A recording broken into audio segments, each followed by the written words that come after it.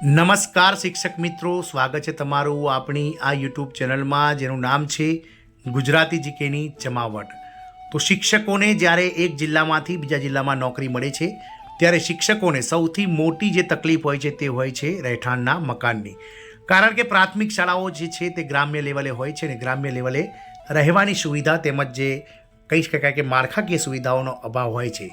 ત્યારે આ રાજ્ય સરકાર દ્વારા જે શિક્ષકો માટે સરકારી મકાનો બનાવવાને લઈ અને અતિ મહત્ત્વની જાહેરાત કરાઈ છે। જાણીશું આજના વિડીયોમાં વિગતવાર કે કઈ રાજ્ય સરકાર દ્વારા રાજ્યના પ્રાથમિક વિભાગમાં માધ્યમિક વિભાગમાં જે શિક્ષકો બીજા જિલ્લાઓમાં કામ કરી રહ્યા છે તેવા શિક્ષકો માટે સરકારી મકાન બનાવવાને લઈ અને મહત્ત્વપૂર્ણ નિર્ણય લેવાયો છે તેને લઈ અને વિડીયોમાં વિગતવાર ચર્ચા કરીએ શિક્ષક મિત્રો। તો વિડીયોના અંત સુધી આપ બન્યા રહેશો। જો ચેનલમાં તમે નવા સબસ્ક્રાઈબર હોય તો ચેનલને સબસ્ક્રાઈબ કરી લેશો, જેથી કરીને અમારી ચેનલ પર મૂકવામાં આવતા આવા શિક્ષકો અને શિક્ષણ જગતના સમાચાર તેમજ સરકારી કર્મચારી પેન્શનર્સ વગેરેને લગતા ન્યૂઝ તમને સરળતાથી ઉપલબ્ધ થઈ જાય। તો વાત કરીશું મધ્યપ્રદેશની। તો મધ્યપ્રદેશના મોહન યાદવ સરકાર દ્વારા શિક્ષકો માટે સરકારી મકાનો બનાવવાને લઈ અને અતિ મહત્વપૂર્ણ નિર્ણય ગતરોજ મળેલી કેબિનેટ બેઠકમાં કરવામાં આવ્યો છે। હવે મધ્યપ્રદેશ સરકાર દ્વારા મધ્યપ્રદેશના દરેક જિલ્લામાં 100 મકાનો જે છે તે શિક્ષકો માટે બનાવવામાં આવશે, જેનાથી બીજા જિલ્લાઓમાંથી આવી અને શિક્ષણ કાર્યમાં જોડાનાર જે શિક્ષકો છે તેમને રહેવાની જે છે તે સુવિધાઓ જે છે તે જિલ્લા અને તાલુકા કક્ષાએ મળી રહેશે। શાળાઓમાં નિયમિત અભ્યાસ સુનિશ્ચિત કરવા માટે મધ્યપ્રદેશ શિક્ષણ વિભાગ શાળાઓની નજીક જ શિક્ષકો માટે ઘરો બનાવશે।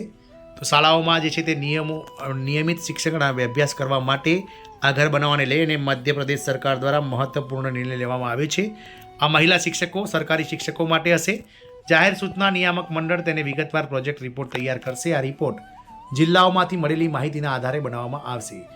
એવી શાળાઓની નજીક ઘરો બનાવવામાં આવશે જ્યાં અવર જવર મુશ્કેલ હોય। જાહેર સૂચનાએ આ માટે તમામ જિલ્લાઓને સૂચનાઓ મોકલી હતી। જિલ્લાઓમાંથી જમીન શોધ્યા બાદ તેનો રિપોર્ટ માંગવામાં આવ્યો હતો। વરસાદને કારણે આ કામ બંધ કરવામાં આવ્યું હતું, હવે તે ફરીથી શરૂ કરવામાં આવશે। વિભાગની સૂચના હેઠળ દરેક જિલ્લામાં 100 ઘરો બનાવવામાં આવશે। મહિલા શિક્ષકોને પ્રાથમિકતા આપવામાં આવશે। 3 થી 5 એકરમાં ફેલાયેલી બહુમાળી ઇમારત બનાવવામાં આવશે। આ પ્રોજેક્ટ હેઠળ ફ્લેટ્સ પૂરા પાડવામાં આવશે। આનો અર્થ એ થયો કે વિભાગ બહુમાળી ઇમારતો બનાવશે। દરેક જિલ્લાને આ ઇમારતો માટે 3 થી 5 એકર જમીન ઓળખવા અને અહેવાલ રજૂ કરવા કહેવામાં આવ્યું હતું। આ પહેલો તબક્કો છે। દરેક વિકાસ બ્લોક મુખ્યાલય પર 100 ઘરો બનાવવાનો પ્રસ્તાવ તૈયાર કરવામાં આવ્યો છે। આ માટે 3 થી 5 એકર જમીનની જરૂર પડશે। જાહેર સૂચના નિયામક DS કુશવાહે આ સંદર્ભમાં સૂચનાઓ જારી કરી છે। હવે જિલ્લાઓમાંથી મળેલા અહેવાલોના આધારે સમીક્ષા કરવામાં આવશે, તેમને લાભ મળશે। તો મધ્યપ્રદેશમાં 94,000 જેટલી શાળાઓ છે। આ શાળાઓમાં 1 લાખથી વધુ મહિલા શિક્ષકો કાર્યરત છે। ગ્રામીણ અને દૂરના વિસ્તારોમાં તેમની સંખ્યા 25,000થી વધુ છે। હાલમાં મધ્યપ્રદેશના મોહન યાદવ સરકાર ગામડાઓ અને નાના જિલ્લાઓમાં શાળાઓમાં તેના શિક્ષકો માટે ઘરો બનાવવાની તૈયારી કરી રહી છે। ત્યારબાદ સંભવતઃ જે છે તે તમામ જે અલગ અલગ જિલ્લાઓમાં બહારથી નોકરી કરવા માટે આવતા જે શિક્ષકો છે તેમના માટે જે છે તે ઘર બનાવવા માટે સરકાર કટિબદ્ધ છે તેવું દેખાઈ રહ્યું છે। જય હિન્દ, અસ્તુ।